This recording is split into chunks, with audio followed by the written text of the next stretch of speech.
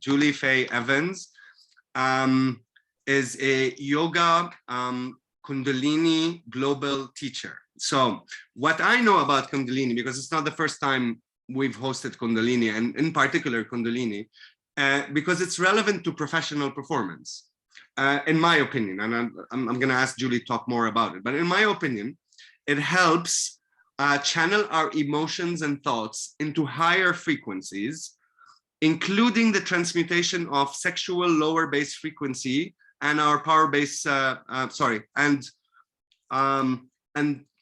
channel the lower frequencies into higher frequencies of creativity and achievement, right? So it's a lot about channeling of the energy and allowing our thoughts to manifest in the physical world. So can you tell us about how also Kundalini yoga drives creativity and how it could actually benefit the professional in their daily life or even in their office environment?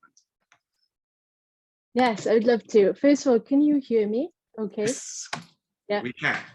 Okay. I'm coming in from Wales and there's like a heat wave, so this room is boiling. There's no AC, so if I go red, it's just because I'm very hot. So I'm a Kundalini global teacher, and it is a relatively new form of Kundalini yoga. And I was drawn to it basically because of the removal of the guru. So for those of you maybe not aware of Kundalini Global, I'm trained by a trauma therapist based in London, Carolyn Cowan, who's the founder of Kundalini Global.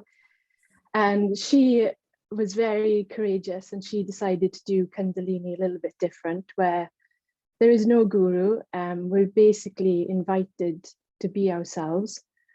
And as teachers, we're trained to be inclusive when it comes to teaching yoga, posture, movement, and as Tulsi mentioned earlier, about language.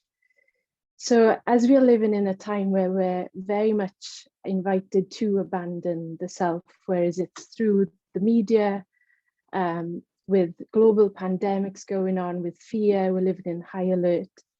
We're always invited to leave ourselves and go to the fear of the future. And for me, what happened with Kundalini Global, it allowed me to come back to myself. Very simple practice using breath work, movement, different postures, setting powerful intentions for ourselves. And like Candice was just saying, it's all doing it for yourself, by yourself. And I think this is a tool that I would love to bring to the workplace, where people can really do it for themselves to self-regulate. They don't have to use anything from outside of them, nothing external, all coming from within.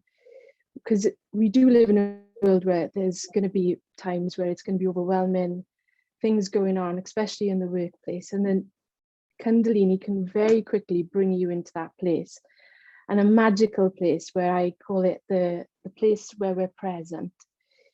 And like Roger was saying about being creative, if I need to be creative in my life, I can't transform or change or think of incredible things when I'm in a place of stress, high anxiety, or I'm in the pain of the past or the fear of the future. It's only in presence that's when I can truly change how I feel, transform, and just live a better and fulfilled life. And that's why I'm so passionate about Kundalini Global, because it's a practice where you can wear wherever you want.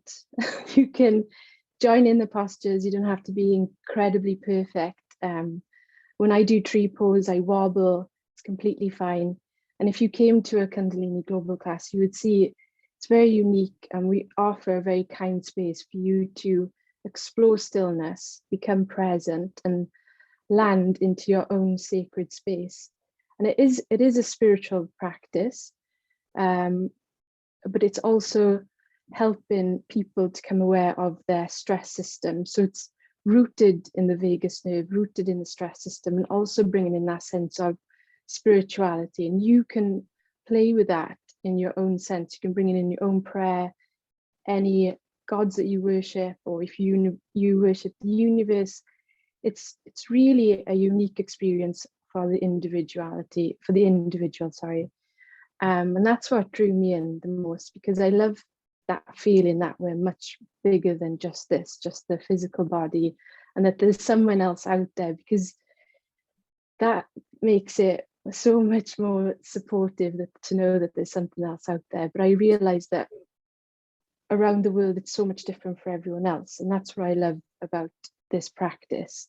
It's very inclusive of all spirituality, cultures, everyone.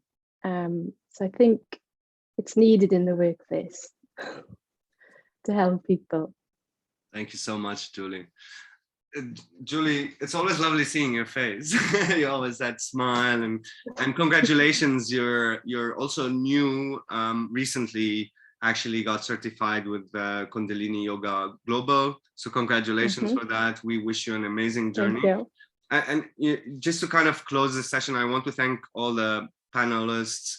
What we were trying to portray, especially in this panel discussion, is that change for professionals in the corporate environment goes in two ways. There's the responsibility of the leadership, and there's the responsibility of the individual. And what we are trying to do with today is a milestone for us, because we're launching a program that is consistent, that is going to HR managers, that is going to individuals. And it is to bridge that gap. It is to actually create that team customized environment through people like you and experts like you, to actually customize these solutions that we bring management to their top performance and the individual in the organization. But that requires leadership decision-making, and it needs the leaders to be also at their top condition in order for them to enable those cultural changes to happen. And it's needed. We are in two different pandemics right now. One is a pandemic which is physical, and one which is mental. When we say 55% of people are burning out in the corporate world, that means it is a pandemic.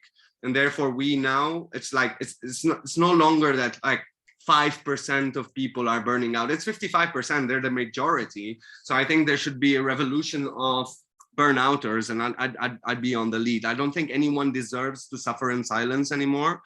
And, you know, it's amazing to have this open conversation and to show the role of amazing leaders like Nusha and how she is bringing it to her organization, and how also like Dr. Nilufar, through creating cultures, and then how do we embed these different practices and different philosophies for employees to choose according to their own what appeals to them. And this is what we're trying to achieve.